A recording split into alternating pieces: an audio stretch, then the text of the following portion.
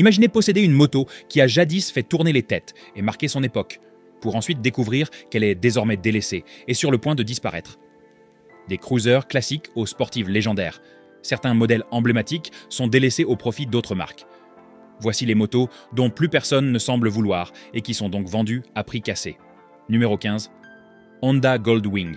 Réputée pour son confort inégalé et sa fiabilité à toute épreuve, la Goldwing est le choix de prédilection des motards qui apprécient les longs trajets tout en douceur et en luxe. Son allure imposante, sa selle moelleuse et ses technologies de pointe en ont fait une référence pour les passionnés de tourisme. Au cœur de la Goldwing se trouve un puissant moteur 6 cylindres de 1832 cm3, développant 125 chevaux et un couple de 170 Nm. Avec un poids de 424 kg, elle impose sa présence sur la route. Son système de freinage comprend 2 disques à l'avant et un disque à l'arrière, complété par une suspension entièrement réglable qui offre une agilité surprenante pour sa taille. Affichée à partir d'environ 25 000 $, la Goldwing se positionne comme une moto de tourisme haut de gamme, à la hauteur de sa réputation de qualité et de performance. Malgré son statut légendaire, l'avenir de la Goldwing est incertain. L'évolution des préférences des motards, qui privilégient désormais des motos de tourisme plus légères et polyvalentes, met la Goldwing en difficulté pour conserver sa pertinence. Face à la popularité croissante des trails et des sportives de tourisme, la Goldwing, imposante et gourmande en carburant, paraît de plus en plus dépassée. De plus, le coût de son entretien a augmenté au fil des ans, et la complexité des réparations la rend moins attrayante pour les motards d'aujourd'hui. La hausse des prix du carburant a également rendu les motos lourdes comme la Goldwing moins pratiques. Si les fans de longue date vantent toujours son confort de conduite et ses performances sur autoroute, les jeunes motards recherchent des motos qui allient confort et agilité. Jadis reine incontestée du tourisme, la Goldwing semble aujourd'hui appartenir à une autre époque.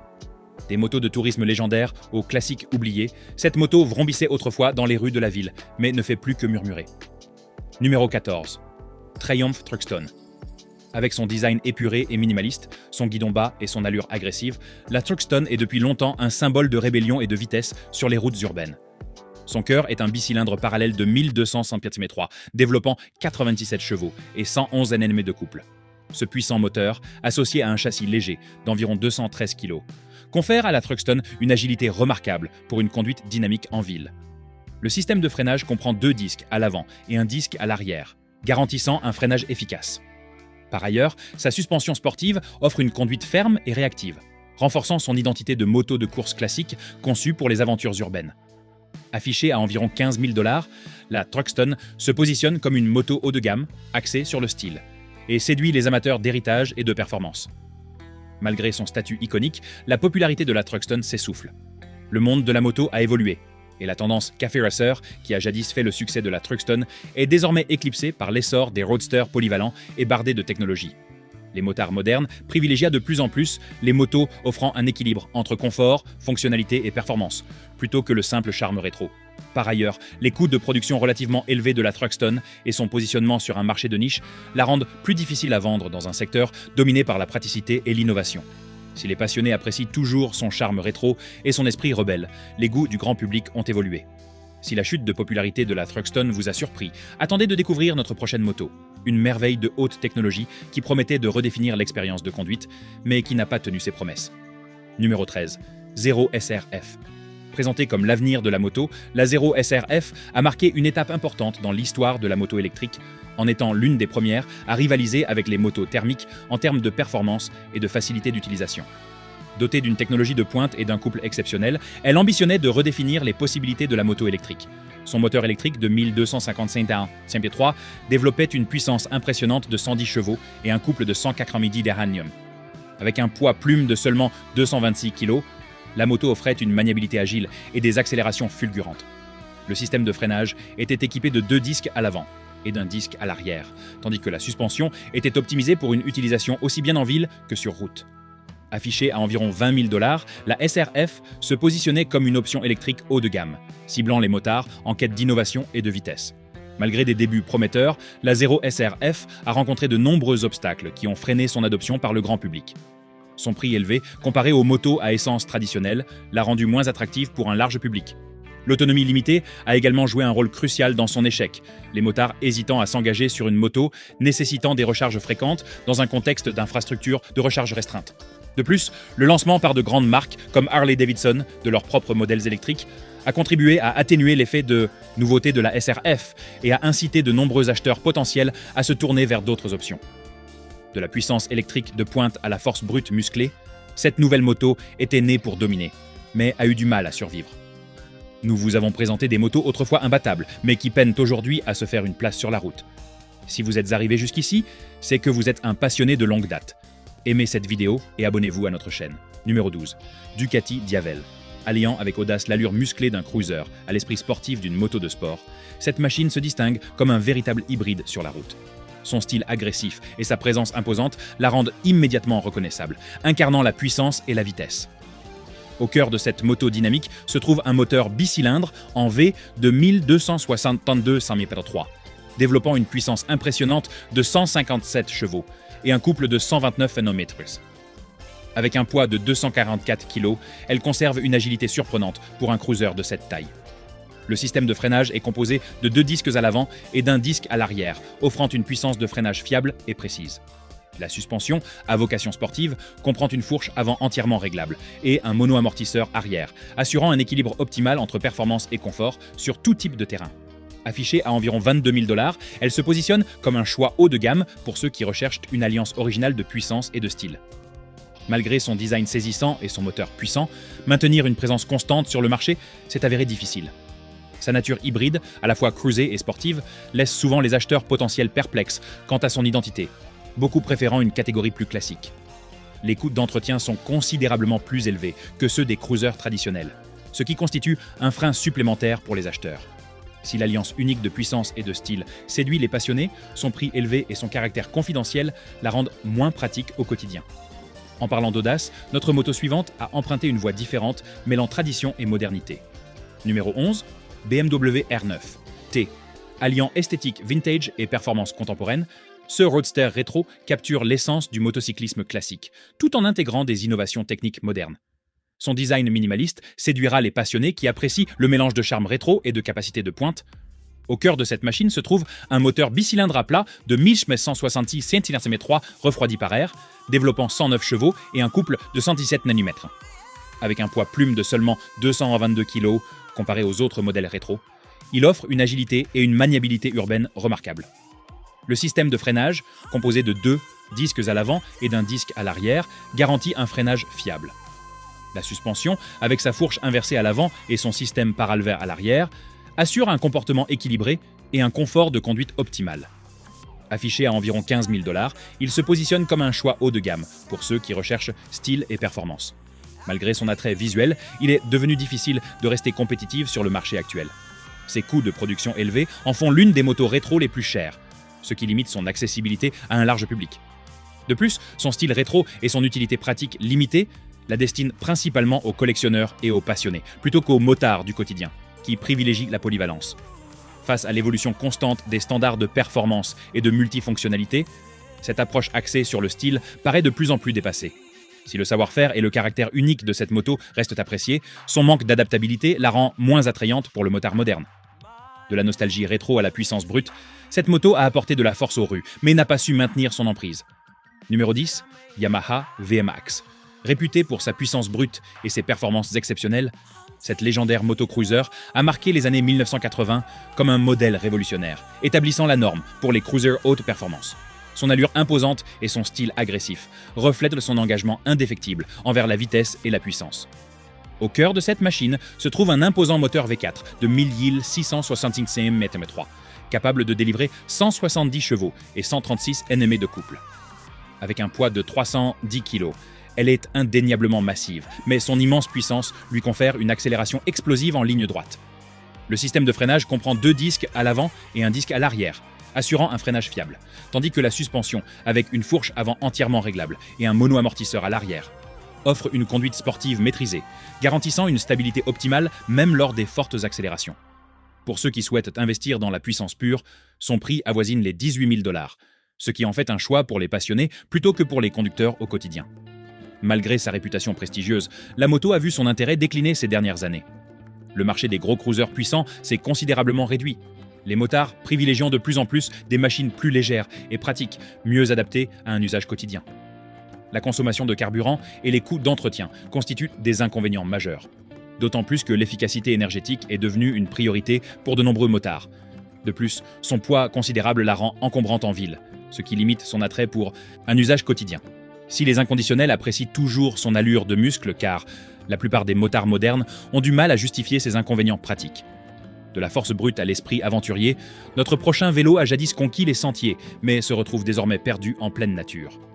Numéro 9, Kawasaki KLR 650. Lancé. Il y a plusieurs décennies, la Kawasaki KLR 650 s'est rapidement forgé une réputation de robustesse à toute épreuve, capable d'affronter tous les terrains, des sentiers de montagne les plus escarpés aux longs voyages, sans faillir. Au cœur de cette moto emblématique se trouve un moteur monocylindre de 655 Nm3, développant environ 40 chevaux et 52 Nm de couple, avec un poids d'environ 195 kg. Elle offre un équilibre parfait entre légèreté pour une maniabilité optimale en tout terrain et stabilité sur route. Le système de freinage est composé d'un disque à l'avant et d'un disque à l'arrière, tandis que la suspension, avec sa fourche télescopique à l'avant et son mono-amortisseur à l'arrière, est conçue pour absorber les irrégularités du terrain avec aisance. On pouvait généralement trouver ce modèle fiable à un prix légèrement inférieur à 7 000 $, ce qui en faisait une option abordable pour les amateurs d'aventure hors des sentiers battus. Cependant, avec l'évolution du marché des motos d'aventure, ce modèle a commencé à accuser son âge. Les motos concurrentes de marques comme Honda et BMW ont commencé à proposer des fonctionnalités plus avancées, notamment l'injection de carburant, des aides électroniques et des cadres plus légers, rendant ainsi le design classique de plus en plus obsolète. De plus, le durcissement des normes anti-pollution a contraint Kawasaki à moderniser la moto. Mais ces changements n'ont pas convaincu sa clientèle principale, qui appréciait sa simplicité et sa facilité d'entretien. Les inconditionnels continuent d'admirer sa conception simple et la possibilité d'effectuer des réparations de base sans outils spécifiques. Mais de nombreux nouveaux motards d'aventure se tournent vers des modèles plus modernes et technologiquement avancés. Des chemins de terre aux rues urbaines, ce vélo a perdu de son attrait plus vite qu'il n'en a gagné en vitesse. Numéro 8, éclaireur indien. Apparue comme une moto-cruiser élégante et légère, elle visait à séduire les motards, trouvant les modèles de moyenne cylindrée de Harley-Davidson trop imposants et encombrants. Avec son design classique rehaussé de touches modernes, elle s'est rapidement fait remarquer pour sa maniabilité et son gabarit raisonnable. Des qualités qui ont séduit aussi bien les motards novices que les plus expérimentés. Au cœur de cette cruiser se trouve un moteur bicylindre en V de Yamaha 133 Syme 3, refroidi par liquide, développant une puissance respectable de 100 chevaux et un couple de 98 nains. Pesant environ 254 kg, elle offre un équilibre parfait entre le poids d'une cruiser et une grande facilité de conduite au quotidien. Le système de freinage, composé d'un frein avant à double piston et d'un disque arrière, garantit un freinage efficace. Quant à la suspension, avec sa fourche télescopique à l'avant et son double amortisseur à l'arrière, elle assure un confort et une maîtrise optimaux, idéaux pour les trajets urbains et les balades tranquilles. Proposée généralement autour de 12 000 $, elle constitue une porte d'entrée accessible dans le segment des cruisers tout en conservant un charme classique indéniable. Malgré son charme, ce modèle peine à s'imposer sur le marché des cruisers. La présence écrasante de Harley-Davidson continue de dominer le segment, empêchant cette moto de se démarquer. De plus, la Scoot a bénéficié de peu d'évolutions significatives au fil des ans, tandis que ses concurrents ont régulièrement intégré de nouvelles fonctionnalités, notamment des technologies modernes et une ergonomie améliorée. Des cruisers aux sportives. Ce modèle, jadis roi de la vitesse, a aujourd'hui du mal à suivre le rythme. Numéro 7. Suzuki Hayabusa. Un nom qui, jadis, semait la terreur chez ses concurrents, cette hyperbike iconique s'est forgé une réputation de machine de vitesse ultime. Lancée à la fin des années 1990, elle est immédiatement devenue légendaire pour ses performances fulgurantes, capable de dépasser les 298 km/h dès sa sortie d'usine. Au cœur de ce monstre de puissance se trouve un moteur 4 cylindres en ligne de 1340 cm Syme 3, refroidi par liquide, développant une puissance phénoménale de 190 chevaux et un couple de 135 Nm. Pesant environ 265 kg, elle alliait puissance brute et présence imposante sur circuit comme sur route. Son système de freinage, composé de 2 disques à l'avant et d'un disque à l'arrière, garantissait un freinage puissant et précis, tandis que sa suspension entièrement réglable optimisait la stabilité, même à haute vitesse. Pour ceux qui recherchaient une vitesse inégalée, elle était proposée à un prix premium d'environ 18 000 $, s'imposant comme l'incarnation même de la performance. Cependant, le règne de cette moto, en tant que moto de série la plus rapide, a été confronté à des défis croissants. Le durcissement des normes d'émission sur les marchés mondiaux a contraint Suzuki à modifier le moteur, ce qui a légèrement réduit les performances tout en augmentant le poids. De ce fait, la domination autrefois incontestée de l'hyperbike a commencé à s'estomper. De plus, les préférences des consommateurs se sont tournées vers des motos sportives plus légères et plus agiles, plutôt que vers les lourdes hyperbikes qui offrent la vitesse sans les inconvénients d'un poids excessif et d'un entretien complexe. De reine de la vitesse à icône culturelle, la chute de cette moto a surpris les passionnés de motos classiques. Numéro 6. Harley-Davidson V-Rod. Lancée en 2001, la V-Rod marquait une rupture audacieuse avec la gamme traditionnelle de cruiser Harley-Davidson. Première moto. Harley-Davidson a été équipée d'un moteur à refroidissement liquide. Développée en collaboration avec Porsche, elle était dotée du moteur Revolution, un bicylindre en V de Cal 130 cm3, développant environ 115 chevaux et 100 Nm de couple, ce qui en faisait l'une des Harley-Davidson de série les plus puissantes de son époque. La V-Rod arborait un design agressif, inspiré des dragsters, avec une silhouette basse et musclée, des commandes avancées et un large pneu arrière. Son allure distinctive la faisait sortir du lot sur la route, tandis que le moteur Revolution offrait une puissance linéaire et à haut régime, contrastant fortement avec le couple à bas régime des Harley traditionnels. La moto était équipée de freins à disque à l'avant et à l'arrière, assurant un freinage suffisant pour son poids d'environ 302 kg. La suspension était assurée par une fourche inversée à l'avant et 2 amortisseurs à l'arrière, offrant une conduite sportive mais relativement ferme. Malgré ses performances remarquables, la V-Rod a eu du mal à trouver sa place au sein de la gamme Harley-Davidson. Les puristes de la marque la jugeaient trop éloignée de son héritage, tandis que les amateurs de sportives étaient réticents à adopter son style cruiser. De plus, son design unique la rendait difficile à personnaliser, et les pièces n'étaient pas toujours compatibles avec les autres modèles Harley. Avec un prix de départ d'environ 16 900 $ lors de sa dernière année de production, la V-Rod restait relativement chère par rapport aux autres cruisers. Vient ensuite un cruiser qui avait du style, mais qui n'a pas su s'adapter à l'évolution des goûts. Numéro 5. Harley-Davidson Sportster 883. Reconnue pour son emblématique moteur bicylindre en V, sa taille compacte et son prix abordable, la 883 est devenue la moto cruiser d'entrée de gamme par excellence pour ceux qui souhaitaient découvrir l'univers Harley sans se ruiner. Lancée à la fin des années 1950, elle a bénéficié de nombreuses mises à jour au fil des ans, mais son essence même demeure inchangée. Brute, simple et résolument américaine. Son design épuré et le grondement inimitable de son moteur en ont fait la favorite des motards attachés à la tradition et à la simplicité. Affichée à environ 9 900 $, elle offre une porte d'entrée relativement abordable dans le monde Harley-Davidson. Cependant, avec l'évolution du marché de la moto, la 883 a commencé à perdre du terrain. Les normes anti-pollution visaient de plus en plus les moteurs bicylindres en V refroidis par air, emblématiques de la gamme Sportster. Parallèlement, les marques concurrentes ont lancé des modèles plus puissants, technologiquement avancés et économes en carburant, rendant la 883 obsolète.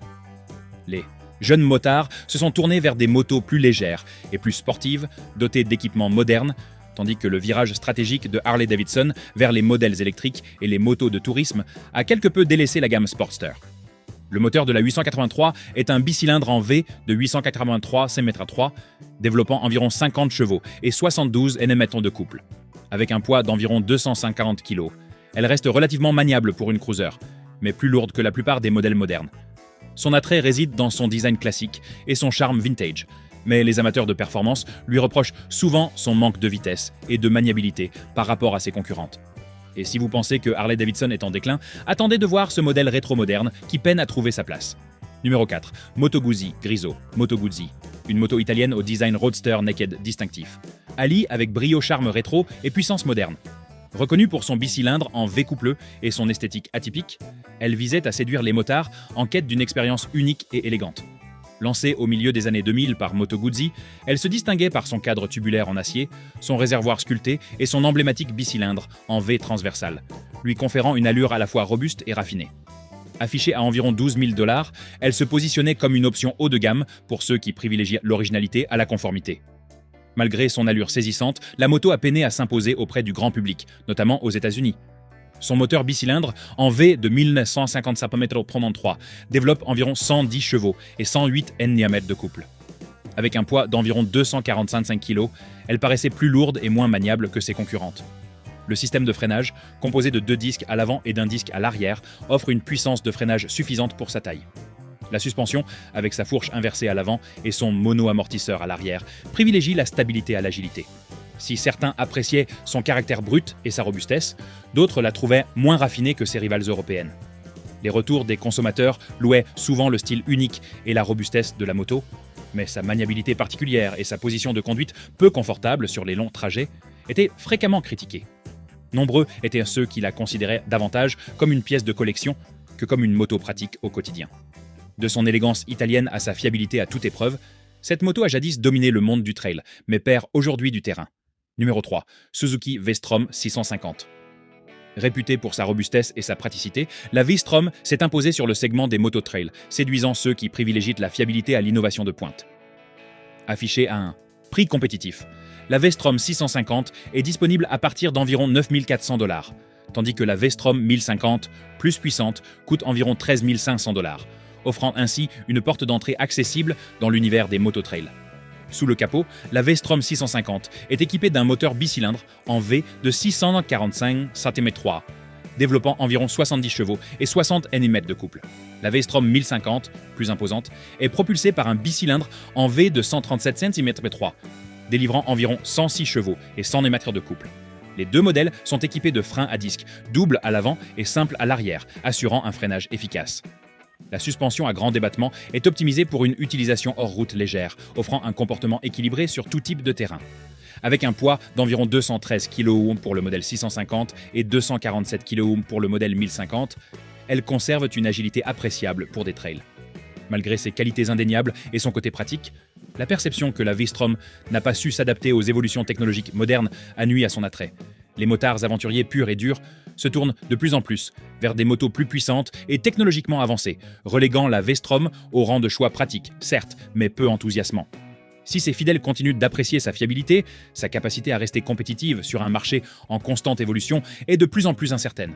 Vient ensuite une cruiser qui incarnait jadis le charme des moyennes cylindrées, mais qui se retrouve aujourd'hui éclipsée par des modèles plus emblématiques du segment. Numéro 2, Royal Enfield Bullet 500. Admirée pour son style intemporel et la sonorité emblématique de son monocylindre, cette moto perpétue un héritage remontant au début du XXe siècle. Réputée pour sa robustesse et sa simplicité, la Bullet 500 incarne l'esprit du motocyclisme classique et séduit les motards en quête d'une expérience de conduite authentique et sans fioritures. La Bullet 500 est équipée d'un moteur monocylindre 4 temps refroidi par air de 485 Famini 5 mm3. Ce moteur développe 27 chevaux et un couple de 40 Nm. La moto pèse 204 kg, un poids raisonnable pour une moto classique, mais conséquent comparé aux modèles plus récents.